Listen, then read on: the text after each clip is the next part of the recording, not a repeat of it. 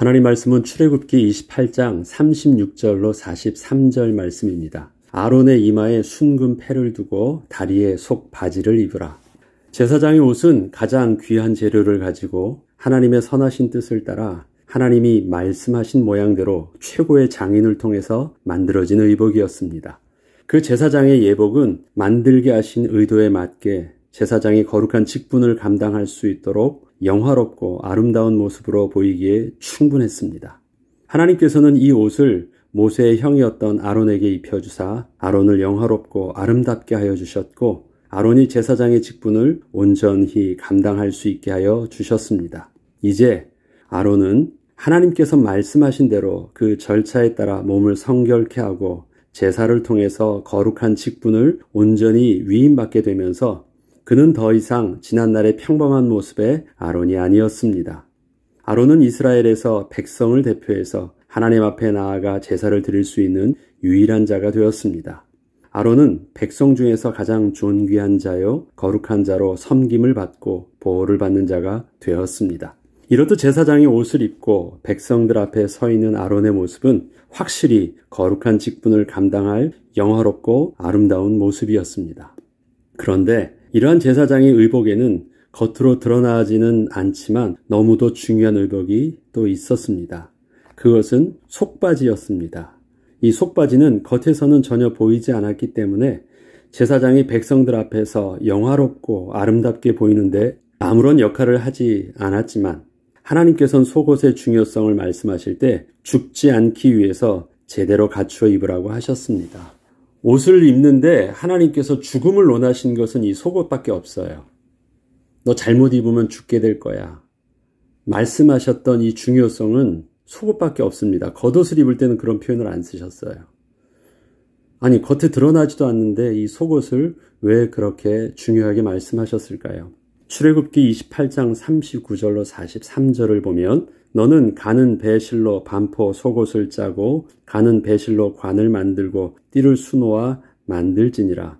너는 아론의 아들들을 위하여 속옷을 만들며 그들을 위하여 띠를 만들며 그들을 위하여 관을 만들어 영화롭고 아름답게 하되 너는 그것들로 내 형 아론과 그와 함께한 그의 아들들에게 입히고 그들에게 기름을 부어 위임하고 거룩하게 하여 그들이 제사장 직분을 내게 행하게 할지며 또 그들을 위하여 배로 속바지를 만들어 허리에서부터 두 넓적 다리까지 이르게 하여 하체를 가리게 하라.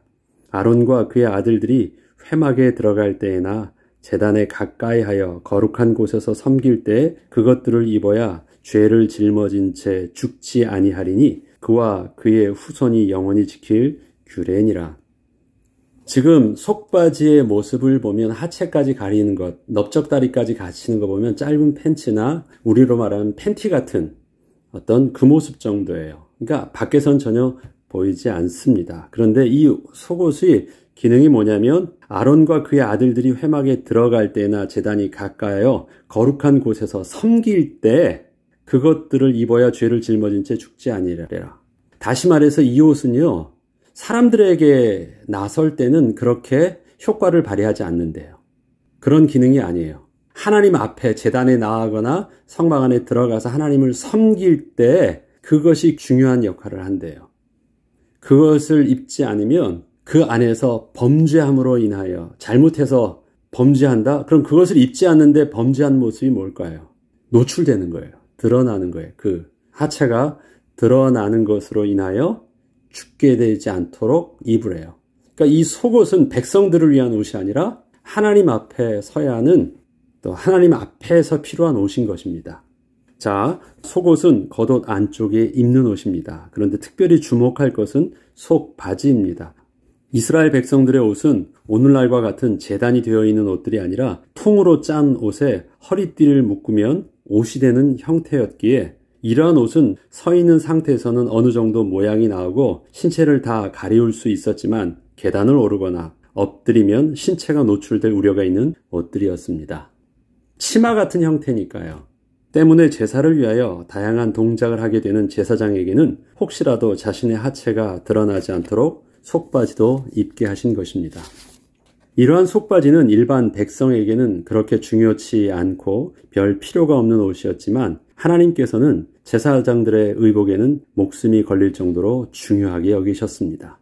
속바지를 입는다는 것을 지금 우리가 속옷을 입듯 그렇게 생각을 해서는 안 됩니다. 당시의 사람들은 입지 않는 옷이었고 신체의 부끄러움을 가리기 위해서 필요하다고 여기지도 않던 옷이었기 때문입니다.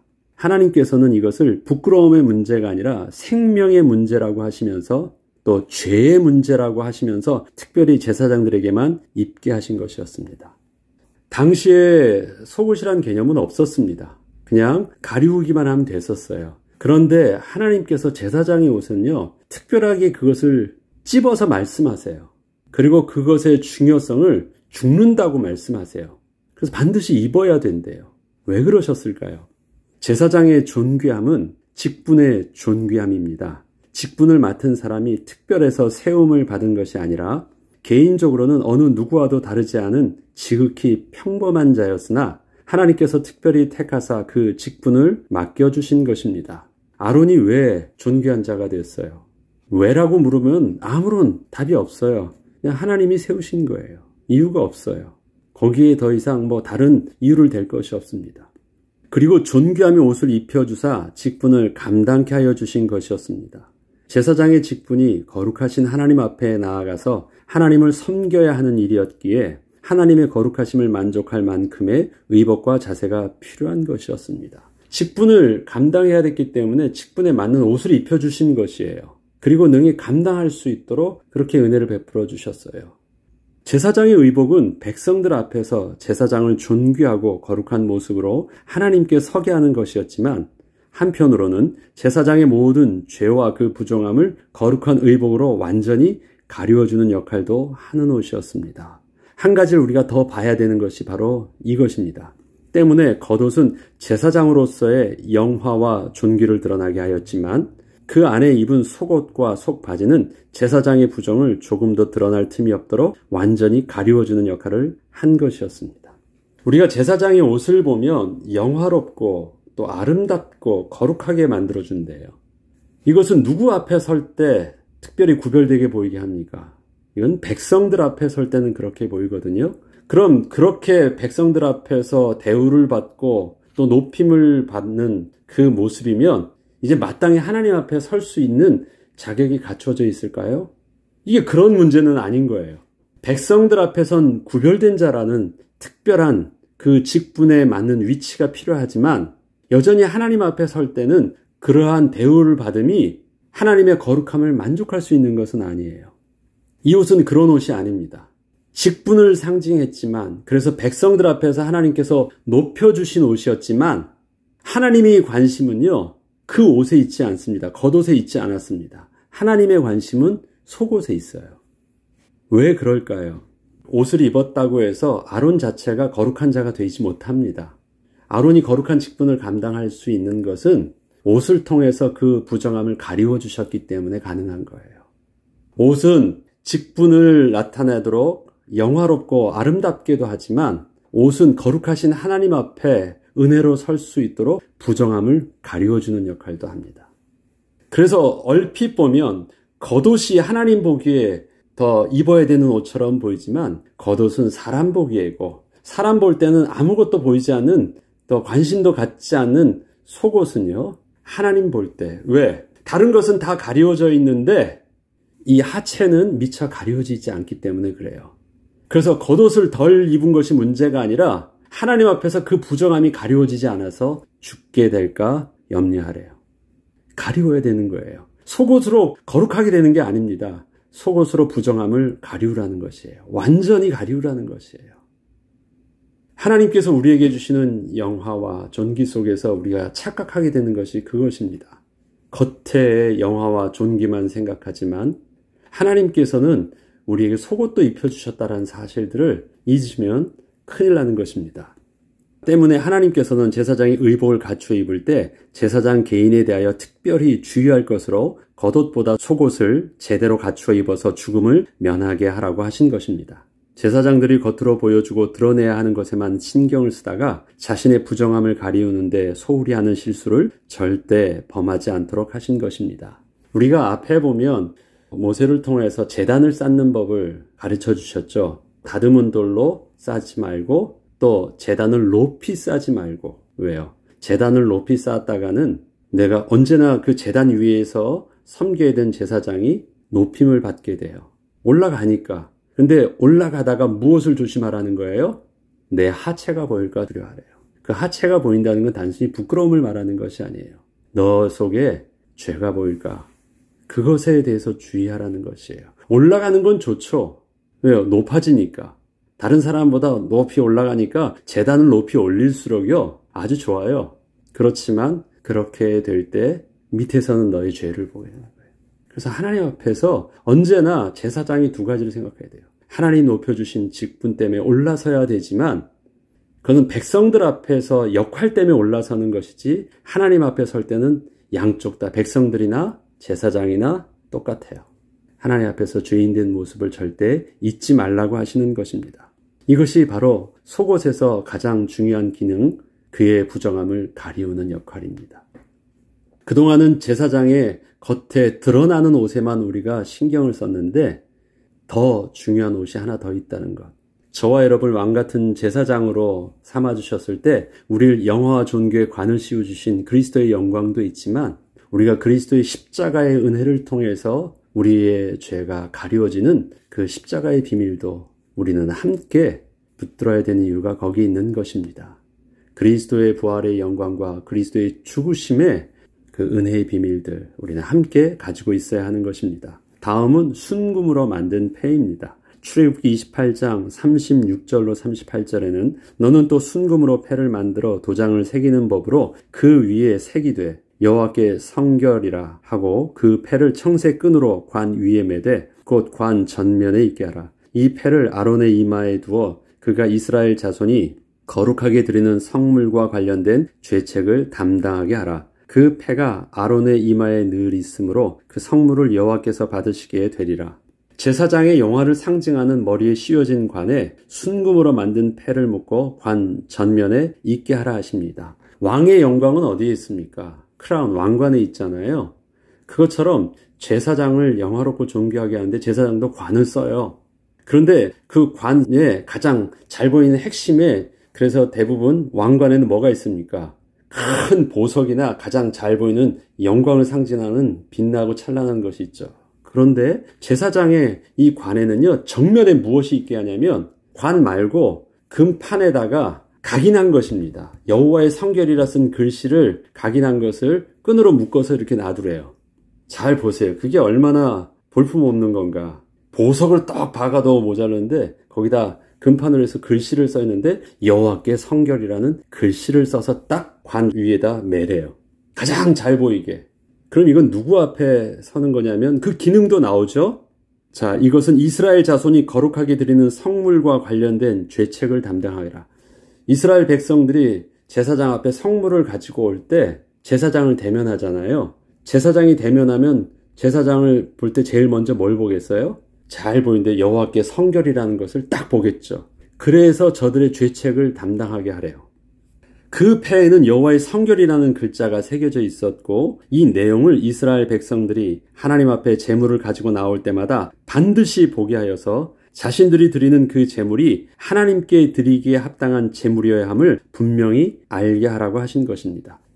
제물을 가지고 오는데 딱 보면서 여호와께 성결, 그것을 보면서 드리는 거예요. 아, 그럼 나는 성결한 제물을 드려야 된다는 것을 부인 못해요. 분명히 알고 드리는 거예요. 그 패에 새겨져 있는 글씨는 백성들이 제물을 드리기 위해서 제사장 앞에 나올 때면 반드시 볼 수밖에 없었기 때문에 백성들이 가져오는 부정한 제물에 대하여 변명치 못하게 하고 반드시 책임을 물을 수 있게 하신 것입니다. 가져왔을 때 나 잘 몰랐어요. 깜빡 잊었어요. 그런 말을 못해. 성물을 가져올 때 그냥 두리뭉실 모른 척하고 드린다? 그게 안 통하는 것이에요. 반드시 한 번은 여호와께 성결해. 그래서 그 제물에 대해서 어떠한 변명도 못하고 그것은 아니면 아닌 거고 옳으면 옳은 것이에요. 그래서 그 죄책을 분명하게 하라는 것입니다. 아론의 이마에 있는 이 패는 어떠한 상징이 아니었고 정확한 내용을 기록한 판이었기 때문에 다른 오해의 소지가 전혀 없었습니다. 말 그대로 여호와께 성결을 위하여 제사장인 아론이나 섬기러 온 백성들 모두가 영적인 긴장감을 가지고 반드시 지켜야 하는 모습이었습니다. 제사장은 모든 백성들 앞에서 그 성결의 모델이요 기준으로서 부족함이 없어야 했고, 백성들도 그 제사장의 성결의 기준에 맞춰 삶을 성결케 하여야 했습니다. 자, 관을 쓰는데요, 관에 여호와께 성결이라 글씨가 박혀 있지 않습니다. 관을 써요. 그리고 끈에 묶여있는 판을 그 관 위에다 묶는 거예요. 아니, 관에다 그냥 딱 써 있어가지고 그냥 쓰기만 해도 되는데 왜 이것을 따로 분리했고 두 동작으로 그렇게 하게 하셨을까요? 누구를 위한 것이에요, 이건요? 제사장을 위한 것이에요. 제사장도 관을 쓰는데요, 관만 쓰면 그것은 영광이죠. 영화롭죠. 그런데 그렇게 하고 그 다음엔 또 뭘 해야 돼요? 자기가 그 판을 찾아요. 그 판을 찾고 자기도 해야 돼요. 이 판이 뭐라고 써 있겠어요? 여호와께 성결. 제사를 드리러 가지고 와요. 그걸 봐요. 그럼 백성들도 또 뭘 해야 돼요? 여호와께 성결. 이것은 백성들뿐만 아니라 제사장에게서도 그것은 부인 못할 하나님 앞에서의 그 죄책, 거룩함에 대한 분명한 기준이었습니다. 영광이라는 관이 있는데 그 영광을 가리우는 게 성결이에요. 이거 안 하는 것이 더 티가 딱 나잖아. 자세가 더 나오는데요, 굳이 거기다가 여호와께 성결이라는 것을요 더 묶으라고 해요. 제일 안에 속옷으로 속바지를 입게 하고 제일 마지막으로 모든 옷을 입고 왕관을 쓰겠죠? 관을 쓰겠죠? 근데 그게 마지막 작업이 아니에요. 제일 마지막 작업이 뭐예요? 여호와께 성결. 제일 먼저 입는 것이 뭐예요?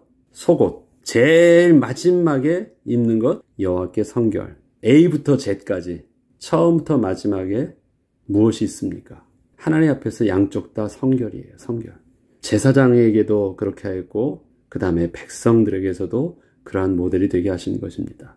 제사장은 모든 백성들 앞에서 그 성결의 모델이요 기준으로서 부족함이 없어야 했고, 분명 백성들도 그 제사장의 성결의 기준에 맞춰서 동일한 삶을 성결케 하여야 했습니다. 이처럼 하나님을 섬기는 제사는 겉으로 드러난 제사의 형식도 중요했지만 그 형식 안에 담겨진 내용이 온전하지 않으면 아무 소용이 없는 것이었기에 이스라엘 백성들은 하나님 앞에 나아가 제사를 드려야 할 때 제사장의 모습을 보면서 그 거룩함과 성결함을 자신들의 삶의 모델과 기준으로 삼아야 했고, 또한 제사를 섬겨야 했던 제사장들은 겉으로 드러난 영화와 존귀와 더불어 스스로 하나님 앞에서 자신의 부정함을 가리우게 하시고 직분을 감당케 하시는 하나님의 은혜를 따라 겸손히 섬겨야 했습니다.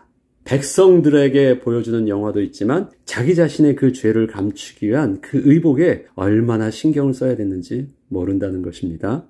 결론적으로 제사장의 속옷은 자신의 부정함을 완전히 가리우는 것입니다. 사람들 앞에서는 별 필요 없어 보이는 옷이었지만 우리가 하나님 앞에 나아갈 때에는 우리의 의로움이나 우리의 영화로움 때문에 나아갈 수 있는 것이 아니라 예수 그리스도의 은혜의 옷을 통하여 우리의 범죄함이 가리워졌기 때문에 나아갈 수 있었음을 잊어서는 안 되는 것입니다. 하나님과의 나와의 문제 때문에 필요한 옷이라는 것이에요. 예수 그리스도의 십자가의 은혜는 우리가 이 땅에서 복음 때문에 존귀함을 입게 될 때마다 반드시 잊지 않고 기억해야 할 영적인 비밀인 것입니다. 그리고 관 위에 묶어놓은 여호와께 성결이라 새겨진 패를 통하여 하나님의 백성으로서의 영화로운 관의 영광이 오직 하나님 앞에서 성결함과 거룩함임을 놓치지 않을 때 누릴 수 있는 비밀임을 또한 잊지 말아야 되겠습니다.